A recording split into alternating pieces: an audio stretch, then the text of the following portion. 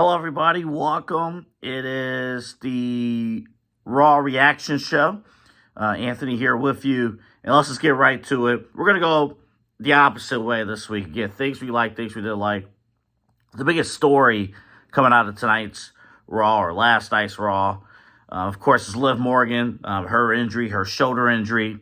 Of course, we're all rooting for the best for her. Hopefully, it's a shorter time frame for the injury, but it could be a lot longer. Shorter time frame, probably looking at, maybe a couple months. Hopefully, you can snap a shoulder back in place, but, you never know with injuries that seemingly happen in a normal circumstance. At worst, she could be out for a little while, but nonetheless, with Liv, she was involved with a lot of critical storylines over on Raw. So for her to be out of action, that's tough. And obviously, we've been talking about with Liv Morgan, after a banner 2024 year, 2025, she hasn't been spotlighted at full length all throughout. And finally, after coming back from shooting a movie, she was going to be inserted in some big storylines. Of course, we expected her and possibly Raquel to be in a match against the Bellas at WWE Evolution. That is up in the air now. So we'll talk more about the significance of the injury coming up on the main show this week, the podcast. But got to start there. That's the big story. And a lot of stories on Raw because she's been a part of a ton of stories. So you're going to have to do over. Going to have to rewrite some stories with Liv being out. So I wanted to start there, again, send our best. I got to address this. The brand split. I don't know if it exists. I mean, now, this is not an all-out complaint because one of the things I like coming up is going to be, you got some top-quality matches happening on these shows. But you got the SmackDown general manager covering for Nick Aldis covering for Adam Pearce. You got certain stars who belong on SmackDown. They're fighting on Raw. Nothing's explained. Nothing's happening. People who I expect on Raw not showing up on Raw because they were previously on SmackDown. We got to figure this out. Is this still going to be a brand split thing or not? You still got a whole set of championships for both shows, but I understand the desire to want your top stars. We just did the Mount Rushmore or the Mount Roman thing last week on our podcast. I understand the desire to want the top superstars on each show, but it gets a little tricky when the lines are blurred so much. And I think we're at that point now where I couldn't tell you off the top of my head where every superstar would show that they ended up. It's just clear that, we had a strong brand split back in the mid-2000s. It was another strong one in the mid-2010s. Maybe there's a draft coming up later this year, but it's just, I just don't see it. It's just not happening. I mean, when it's, Netflix wants top stars, USA Network wants top stars on their show. It's just one of those demands that's just hard to meet. I also put down the Gunther Jey Uso follow-up.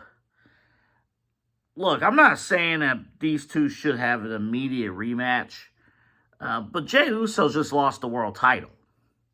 And I thought the transition from him losing the world title in devastating fashion, him being hurt and whatnot, to, we conveniently left a fourth spot open for him to compete for the King of the Ring, and he can get it back. I just thought that was kind of lazy to arrive to that point. I think you needed an episode where maybe Jey Uso was desperate to get that championship back, and maybe the only way he gets it is fighting for the fourth spot, wins the fourth spot, and going from there. But I understand the timing wouldn't have worked out with the way the tournament is going. But I don't know. I just wish there was a better way for Jey Uso to get to this point. It just seemed like, oh, he lost, no big deal. He's in this tournament, and, we'll see what happens. But, and then Gunther,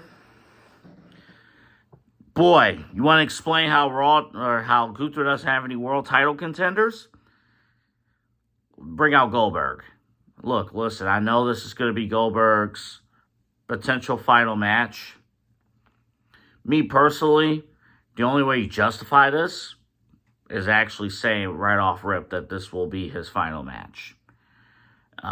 What I do want to see with this, I want to see, all right, tout his records, tout that Goldberg did all this at WCW. Mention that he beat Hulk Hogan for the WCW world title in Atlanta, the Georgia Dome. Remind the new generation why Goldberg is that dude. But just seeing it tonight, I'm like, oh boy, this is tough. This is real tough. And then this reminds me again of back in the day when usually the world championship was a token championship for like random celebrity appearances, for part-timers to come in and possibly take the championship. Oh, we put them in a spotlight match. Has that feel again. I'm not liking it. But if they do things right, they can make this a big match. Just I don't think it went off to a good start. I don't think the family angle does. I don't even remember the angle, to be perfectly honest. That kind of set it off. Tap into Goldberg and his background. All right, quickly, things that I did like. Becky and Bayley had a strong in-ring. Bayley a little shaky with her opening promo. But Bayley, Becky, strong. Can't wait for their match. Talk more about that in a second. I love the follow-up. The thing I loved was the sequence between Bayley and Nick Aldis. Nick Aldis explaining that, hey, you deserve more than just a non-title match because Bayley or Becky took away your championship opportunity at WrestleMania. So it makes sense. Let's bump it up, make it a championship match. I like them immediately going from that to Lyra. And Lyra has a point. Bayley going after hers, Lyra saying, I got to go after mine. And I like this because one of those two are going to have to turn. One of the two is going to have to turn heel. I don't know what a Lyra Vicarious heel turn looks like. I really don't know what that looks like. But that may have to be the plan.